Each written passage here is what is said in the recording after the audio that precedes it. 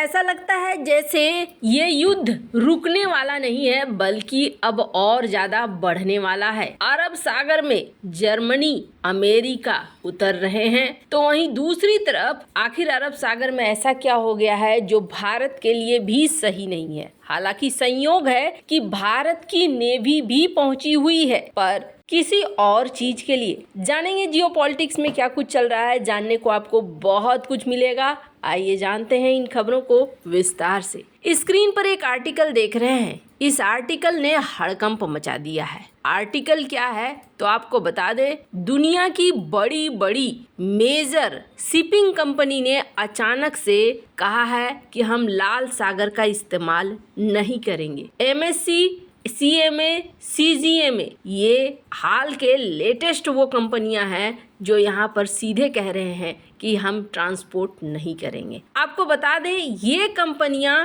Top की कंपनियां हैं, मेजर फार्म्स हैं, ये कोई रिस्क नहीं लेना चाहती हैं। इटालियन स्विस जाइंट है MSC और फ्रांस की कंपनी है CMA CGM। इन दोनों ने शुक्रवार को ये निर्णय लिया है कि हम अब यहाँ से नहीं गुजरेंगे। कारण साफ है, कारण ये है कि यहाँ पर बार बार हमले हो रहे हैं। CMA CGM के वेसल्स को हमला किया गया नवंबर के महीने में और हमले लगातार बढ़ रहे हैं। स्क्रीन पर एक मैप देखिए, जिस मैप के जरिए बताया गया है और ये खुद शेयर किया गया है इजराइल के फार्म के द्वारा। इजराइल का जो फार्म है ये खुद शेयर किया गया है इजराइल वॉर रूम के द्वारा। इस मैप में बताया गया है कि किस तरीके से हमले हो रहे हैं और ये हमले बड़े रूप में हो रहे हैं। अक्टूबर महीने से लेकर दिसंबर महीने तक ये लाल सागर का मैप है। इस लाल सागर के मैप में 19 नवंबर को गैलेक्सी लीडर पर हमला होता है।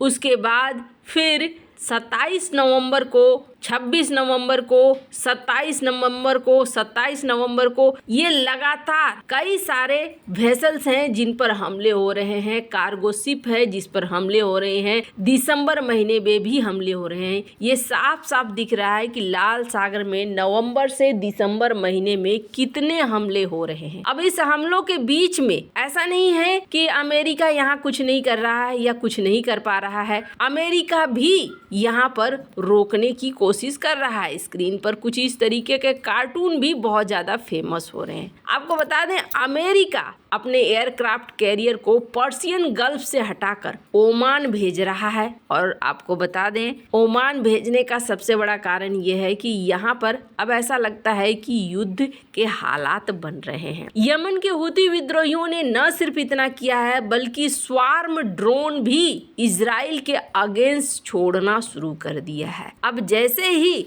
यहाँ पर इजराइल और अमेरिका इस मामले में गंभीर होते हुए नजर आ रहे हैं, वैसे ही यमन धमकी भी दे रहा है। कह रहा है कि अगर आप हम पर हमला करने की कोशिश करेंगे तो इसका बहुत बुरा अंजाम होगा। आपको बता दें राइटर की भी इस खबर को देख सकते हैं आप, जिसमें शिपिंग फार्म अब सुएज कनाल को नहीं अपनाना चाहती हैं और रेड सी को छोड़ना चाहती हैं। दो देश इससे बहुत ज्यादा है। वैसे तो कई सारे देश प्रभावित होंगे, पूरी दुनिया प्रभावित होगी, लेकिन सबसे पहला नुकसान शुरू होता है इजिप्ट को, क्योंकि इजिप्ट को सुएज कैनाल से अच्छा खासा पैसा आता है। अभी इजिप्ट और अमेरिका दोनों ही हुती ड्रोन्स को मारने में लग गए हैं। ये हाल फिलहाल की खबर देख सकते हैं आप, कल की ही ये खबर है जिसमें ये कहा जा रहा है कि 14 ड्रोनों को मार गिराया गया यूएस के सेंट्रल कमांड के द्वारा। यूएस सेंट्रल कमांड ने इस तस्वीर को साझा किया और इस तस्वीर को साझा करते हुए इस बात को कहा है। ये समस्या धीरे धीरे बढ़ती जा रही है और क्यों बढ़ती जा रही है आपको बता दें। सबसे बड़ी बात यह है कि अगर यहाँ पर ये हमला नहीं रुकता है तो क्या होगा। अगर ये हमला यहाँ पर नहीं रुकता है तो दुनिया भर में महंगाई जो पहले से ही रूस यूक्रेन युद्ध के बाद बढ़ी हुई है, ये और ज्यादा बढ़ जाएगी। कैसे, तो आपको बता दें अभी क्या हो रहा है। ये तस्वीर देख रहे हैं आप, इस तस्वीर में आपको रास्ते दिख रहे हैं। पहले का रास्ता था रेड सी से होकर, लेकिन अब ये पीली लाइन चल रही है। और इस पीली लाइन में क्या है, ये पीली लाइन, ये जो येलो लाइन है, अभी ये येलो लाइन इस्तेमाल किया जा रहा है ज्यादातर शिपिंग फर्म के द्वारा। अब येलो लाइन के इस्तेमाल करने से क्या फर्क आ रहा है, इसको जरा इस दूसरे ग्राफ में आपको दिखेगा। अगर सुएज कैनाल और रेड सी से व्यापार होता मलक्का स्ट्रेट तक जाने के लिए, तो फिर ये व्यापार होता 8,440 नॉटिकल माइल्स का। लेकिन अभी क्या हो रहा है, अभी ये हो रहा है 11,720 नॉटिकल माइल्स का। अब आप जरा समझिए कि यूरोप से अगर इधर आना है और व्यापार करना है तो ये 40% तक ज्यादा लग रहा है। और जब 40% तक ज्यादा लगेगा तो इसका परिणाम क्या होगा, परिणाम ये होगा कि अगर लागत ज़्यादा आ रही है, शिपिंग कॉस्ट ज़्यादा आ रही है, तो जो सामान है उसकी कीमत बढ़ेगी। और उसकी कीमत अगर बढ़ेगी तो क्या होगा, दुनिया भर में महंगाई भी बढ़ेगी। तो कुछ न कुछ यमन का यही प्लान है कि दुनिया भर से दबाव बनाया जाए, इजिप्ट को भी सबक सिखाया जाए,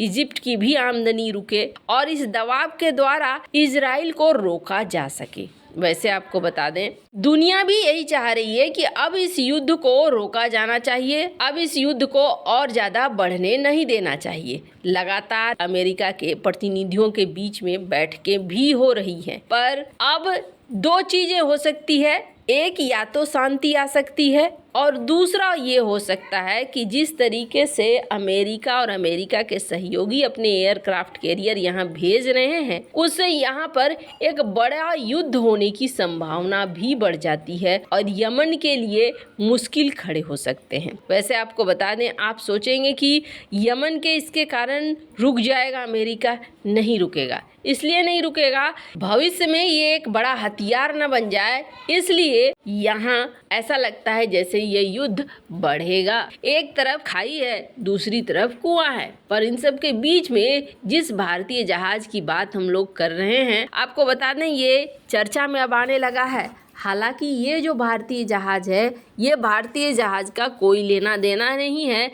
यमन के हूती विद्रोहियों के इस एक्शन से, और ना ही उस एक्शन को रोकने के लिए पहुंचा है। स्क्रीन पर आप आर्टिकल देख सकते हैं, और जो इस चैनल के रेगुलर व्यूअर हैं उन्हें पता है, कल हमने आपको बताया था कि तुर्की जाने वाली माल्टा की एक जहाज जिसे सोमालिया के समुद्री डाकुओं ने अपहरण कर लिया है, उसे बचाने के लिए भारत के युद्धपोत रवाना हुए हैं।